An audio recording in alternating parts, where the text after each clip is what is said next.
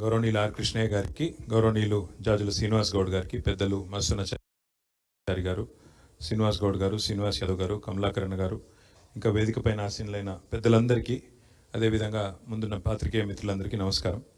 మన జరిగిన శాసనసభ సమావేశాల్లో చాలా స్పష్టంగా మా పార్టీ విధానాన్ని మొత్తం రాష్ట్ర ప్రజల ముందు పెట్టడం జరిగింది. అందులో 3-4 విషయాలు ఇప్పుడు శ్రీనివాస్ యాదవ్ గారు కూడా ప్రత్యేకంగా ప్రస్తావించినారు. కేసీఆర్ గారి కమిట్మెంటు ఈ రోజుది కాదు, ఈనాటి కొత్తది కాదు. 2004లో కృష్ణయ్య గారినే స్వయంగా తీసుకుని ప్రధానమంత్రి గారి దగ్గర పోయి డిసెంబర్ 17, 2004 ఆనాడు కేంద్ర కేబినెట్ మంత్రిగా, జాతీయ బీసీ సంక్షేమ సంఘం అధ్యక్షుడిగా కృష్ణయ్య గారిని, వారి బృందాన్ని మొత్తాన్ని తీసుకొని పోయి ఆ రోజు ప్రధానమంత్రి గారికి చెప్పిన విషయాలు 3 వారికి గుర్తుండాలి. 1, దేశంలో ఓబీసీ మంత్రిత్వ శాఖ పెట్టాలి. 2, జనాభాకు అనుగుణంగా రాష్ట్రాలకు రిజర్వేషన్లు పెంచుకునే వెసులుబాటు కల్పించాలి. 3వది, చట్టసభల్లో బీసీలకు రిజర్వేషన్లు కావాలి. ఈ 3 అంశాలను కూడా భారతదేశంలో నాకు తెలిసి కేసీఆర్ స్థాయిలో, కేబినెట్ స్థాయిలో మాట్లాడిన మొట్టమొదటి నాయకుడు కేసీఆర్ గారు, కేంద్ర కేబినెట్ మంత్రిగా. 2వది, సరే తెలంగాణ రాష్ట్రం ఏర్పడ్డ తర్వాత మా చిత్తశుద్ధిని మాటల్లో కాదు చేతల్లోనే చాటుకున్నాం. మార్కెట్ కమిటీలో రిజర్వేషన్లు కల్పించడం అయితేనేమిటిది, అట్లాగే మొట్టమొదటిసారి అడ్వకేట్ జనరల్ గా ఒక బలహీన వర్గాలకు సంబంధించిన బిఎస్ ప్రసాద్ గారిని నియమించడం అయితేనేమి, అట్లాగే 10 రాజ్యసభ సీట్లు వస్తే అందులో 5 సీట్లు మరి బలహీన వర్గాలకు కేటాయించుకోవడం అయితేనేమి, ఇట్లా ఎన్నో సందర్భాల్లో, ఒకసారి కాదు, ఇవన్నీ కూడా కేసీఆర్ గారు చేసిన విషయం నేను మీకు గుర్తు చేస్తా ఉన్నా. అట్లాగే ఒకసారి కాదు, శాసనసభలో రెజల్యూషన్ ఈరోజు కొత్తగా కాంగ్రెస్ ప్రభుత్వం చేసింది ఏమీ లేదు. ఎందుకంటే శాసనసభలోనే 2 సార్లు తీర్మానం చేసి పంపించింది టిఆర్ఎస్ ప్రభుత్వం ఆనాడు. అట్లాగే 37% రిజర్వేషన్లు కల్పించాలని ప్రెసిడెంట్ కు బిల్లు పంపించింది కూడా ఆనాడు. కానీ మేము వీళ్ళలాగా పబ్లిసిటీ చేసుకోలేదు, వీళ్ళలాగా మిద్దెలెక్కి అరుచుకోలేదు. అయినప్పటికీ మొన్న కూడా కాంగ్రెస్ ప్రభుత్వం డిక్లరేషన్ చేసినాము, మేము కామారెడ్డిలో పెట్టినాము, 42% రిజర్వేషన్ మేము కల్పిస్తామని చెప్తే దానికి కూడా ప్రభుత్వం వచ్చింది. కాబట్టి ప్రభుత్వంలో ఉన్న పెద్దలు మా పాలసీ కూడా అదే కాబట్టి అనుకూలంగానే మాట్లాడినాం, అనుకూలంగానే ఓటు కూడా వేసినాం శాసనసభలో. అయితే ఇక్కడ మీరు దయచేసి శ్రీనివాస్ యాదవ్ గారు చెప్పిన మాటల్లో మీరు ఎవరన్నా బాధపడి ఉంటే నేను మీకు విజ్ఞప్తి చేసేది ఒకటే, వారు ఆవేదనతో చెప్పినారు. వారు చెప్పిన మాటల్లో వాస్తవం కూడా ఉన్నది. మీరు ఒకటి గుర్తుపెట్టుకోవాల్సింది, జరగాల్సిన చర్చ కానీ, జరగాల్సిన బిల్లు కానీ, దేశవ్యాప్తంగా బీసీలకు లాభం జరగాలి అంటే పార్లమెంట్లో చేయాల్సిన పనిని శాసనసభలో చేసి మళ్ళీ నెపాన్ని ఇతరుల మీదకి తోసే ప్రయత్నం ఏదైతే ఇక్కడ కాంగ్రెస్ ప్రభుత్వం చేస్తున్నదో అది మంచిదైతే కాదు. అంటే అల్టిమేట్ గా చిత్తశుద్ధి ముఖ్యం. నిజంగా కాంగ్రెస్ ప్రభుత్వం చిత్తశుద్ధితో ముందుకొస్తే ఈ పార్టీకి పని అయిపోయి ఉండాలి. కానీ ఒకటే పార్టీ 5 గొంతులతో మాట్లాడుతుంది. ఒకరోజు ఏమంటది, మేము రాజ్యాంగ సవరణ ద్వారా సాధిస్తామని వాళ్ళే మాట్లాడతారు. ఇంకో రోజు పార్టీ పరంగా రిజర్వేషన్లు ఇస్తామని వాళ్ళే చెప్తారు. ఇంకొక రోజు ఆర్డినెన్స్ చేసిన అయిపోయిందని ఇంకో రోజు వాళ్ళే చెప్తారు. 4వ రోజు రాహుల్ గాంధీ ప్రధానమంత్రి అయితేనే ఇది అయితే తప్ప లేకపోతే కాదని వాళ్ళే మాట్లాడతారు.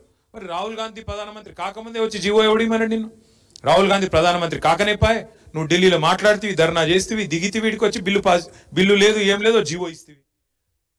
ఇన్ని గొంతులతో మాట్లాడితే వాళ్ళ చిత్తశుద్ధిని మేము ప్రశ్నించకపోతే ఎట్లా?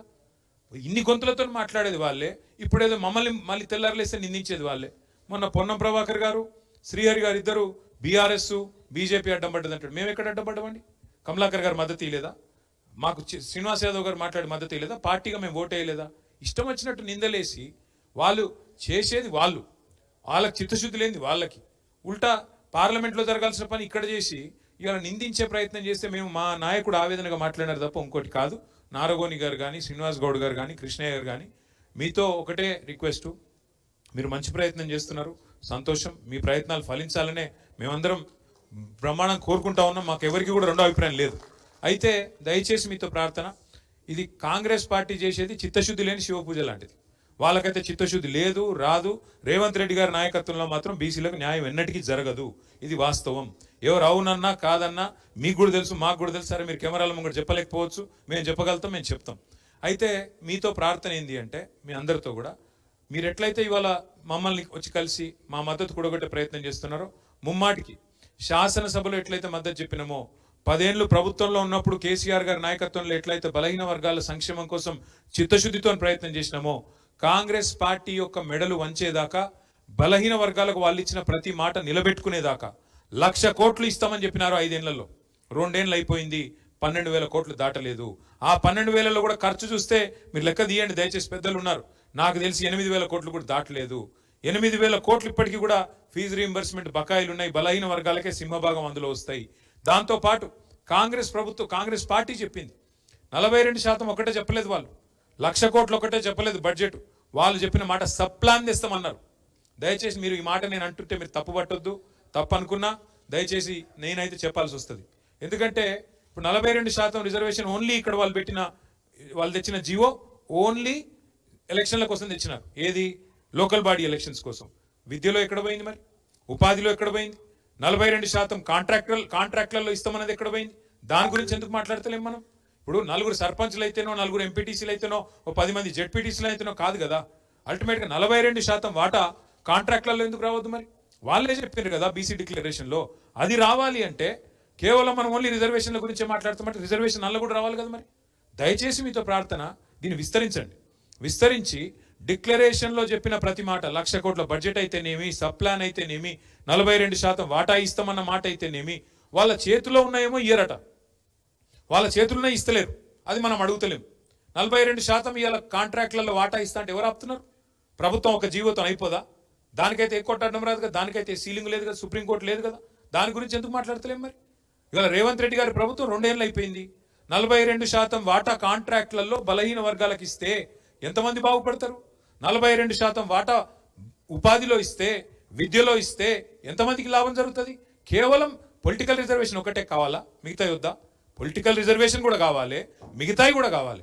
ఆ మిగతాయి కూడా మాట్లాడాలి. 1,00,000 కోట్ల బడ్జెట్ వచ్చేదాకా కొట్లాడాలి. దానికి బీఆర్ఎస్ పార్టీ మీ బంధుకు సంపూర్ణంగా నైతిక మద్దతుగా మేము నిలబడతాం, మీతో ఉంటాం. కానీ మా శ్రీనివాస్ యాదవ్ గారు చెప్పిన దాంతో నేను సంపూర్ణంగా ఏకీభవిస్తా ఉన్నా. ముఖ్యమంత్రి గారు చేసే మోసం ఏదైతే ఉందో, చిత్తశుద్ధి లేని శివపూజ కాంగ్రెస్ ప్రభుత్వం ఏదైతే చేస్తుందో, దయచేసి వారిని విశ్వసించకండి. జాజుల శ్రీనివాస్ గౌడ్ గారు ఒక మాట అన్నారు. అన్నా, ఇది సుప్రీంకోర్టు లాన్లో ఒక మాట చెప్పినారు, అది ఎవరు చెప్పట్లేదు, 1992 విషయంలో అన్నారు. వారితో కూడా నేను విజ్ఞప్తి చేసేది ఏమంటే, ఈ దేశంలో ఈరోజు మనదొక్కటే కాదు, చాలా కోర్టు కేసులు నడుస్తూ ఉన్నాయి. మహారాష్ట్రలో అయితే ఎన్నికలు అయిపోయినాక రద్దు చేసిండ్రు. మీకు యాదకుండాలి, మీకు తెలియాలి. మహారాష్ట్రలో ఎన్నికలకు పోయినరు, రిజర్వేషన్లు పెంచిండ్రు, ఎన్నికలు అయినాయి, మొత్తం ఖర్చు పెట్టినరు ఎక్కడోళ్ళు అక్కడ. మరి అల్టిమేట్గా మళ్ళీ వాళ్ళకి ఎవరికి పదవులు లేకుండా మొత్తం రద్దు చేసి పారేసింది కోర్టు. అల్టిమేట్గా దీని పరిష్కారం మీరు, నేను, ఎవరు ఏమనుకున్నా వాస్తవం ఏంది అంటే, ఇవాళ మోడీ గారు, రాహుల్ గాంధీ గారు ఛాయ్ తాగే లోపల కావాలంటే పరిష్కారం అయిపోతుంది. ఇద్దరు కూర్చొని, వాళ్ళిద్దరు కనుక గట్టికి కూర్చుంటే, ఇద్దరికి కలిపితే ఇలా మిగతా వాళ్ళకి ఎన్ని సీట్లు ఉన్నాయన్నా? 543. ఎన్డీఏకు ఉన్నాయి, ఇండియా కూటమికి ఉన్నాయి. మిగతా వాళ్ళకు మా వాళ్ళందరికీ మిగిలినాయి 18. అండ్ల లేని వాళ్ళకి, ఇళ్ళ లేని వాళ్ళకి మేము ఇవాళ మిగిలినాయి 18 సీట్లు మాత్రమే ఉన్నాయి. మరి వాళ్ళిద్దరూ కూడవలుకొని, ఇప్పుడు మీరు బీజేపీ మద్దతు పలికిందని కృష్ణయ్య గారు నాకు చెప్పారు.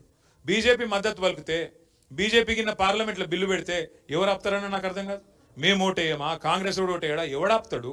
మద్దతు పలుకుడు అంటే ఇక్కడ కాదు కదా. ఒకసారి మోడీ గారి దగ్గర తీసుకోపోమన్నారు బీజేపీ వాళ్ళకి చెప్పరు, మేము కూడా వస్తాం. మోడీ గారి దగ్గర అపాయింట్మెంట్ ఇప్పిండ్రి, మేము అందరం వస్తాం. మోడీ గారు ఒక్కసారి అనుకుంటే దెబ్బకే అయిపోతుంది. తెల్లారి బిల్లు పెట్టచ్చు, స్పెషల్ సెషన్ పెట్టచ్చు, బిల్లు పెట్టచ్చు, ఒడిచిపోతుంది. అంటే నేను అనేది ఏంటంటే, ఇక్కడిక్కడ కొట్లాడుకున్నాడు, ఇక్కడ యుద్ధాలు చేసుడు, ఒకళ్ళ మీద ఒకళ్ళు మాటలు చేసుడు, పొన్నం ప్రభాకర్ మమ్మల్ని తిట్టుడు, మేము ఆయన తిట్టుడు, పొన్నం ప్రభాకర్ మళ్ళీ అడ్లూరు లక్ష్మణ్ తిట్టుడు, మధ్యలో ఇవన్నీ ఎందుకు? ఓకే. అల్టిమేట్గా ఏంటంటే, రాహుల్ గాంధీ గారు, మోడీ గారు వాళ్ళిద్దరికిన కరెక్ట్గా ఉంటే, వాళ్ళిద్దరికిన కరెక్ట్గా అనుకుంటే, ఒకటే ఛాయ్ కప్పు ఛాయ్ తాగే లోపల ఒడిచిపోతుంది పని. దీనికి మనం చేయాల్సింది కార్యక్షేత్రం ఇక్కడ కాదు. ఇక్కడ బంద్ మీరు ప్రకటించారు, దానికి మా నైతిక మద్దతు ఇస్తాం, తప్పకుండా మీతో నిలబడతాం. కానీ అసలు కార్యక్షేత్రం ఢిల్లీ. ఆ ఢిల్లీలో ఒక జంతర్ మంతర్ ధర్నాతో కాదు. ఢిల్లీలో ఉండే పార్లమెంట్ సభ్యులు, మీరు కూడా పార్లమెంట్ సభ్యుడు కృష్ణయ్య గారు, మీరు బీజేపీలో ఉన్నారు. మరి మీరు మీ బీజేపీ నాయకత్వాన్ని మీరు కూడా ఒప్పియాలి, మోడీ గారిని ఒప్పియాలి, మోడీ గారిని అడగాలి. వారు ఓబీసీ స్వయంగా. మీరు ఇన్ని పోరాటాలు చేసిన పెద్దలు మీరు, దయచేసి మీతో ప్రార్థన, యుద్ధం చేయాల్సింది అక్కడ. మాకేమో ఇప్పుడు యుద్ధం చేద్దామంటే కూడా మాకు కత్తి ఇయ్యలే ప్రజలు. మాకు లోక్సభలో ఒక సీటు కూడా లేదు, ఒక ఓటు కూడా లేదు. కానీ రాజ్యసభలో 4 ఉన్నారు. 4 ఓట్లు మీకు మాటిస్తున్న కృష్ణన్న, బిల్లు పెడితే ఆ 4కి 4 ఓట్లు, మొదటి ఓట్లు మేమే ఇస్తాం.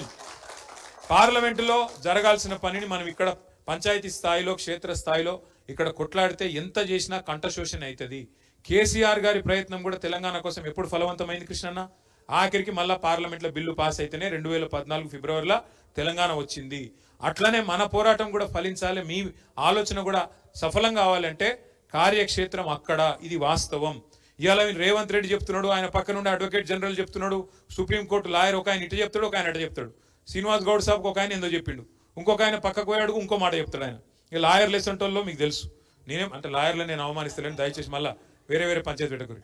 నేను అనేది దయచేసి మేము మీతో పూర్తిగా ఈ పోరాటంలో శాసనసభలో నిలబడ్డం, రేపు నైతిక మద్దతు కూడా ప్రకటిస్తున్నాం. 18 నాడు మీ పోరాటం ఫలవంతం కావాలని కోరుకుంటున్నాం.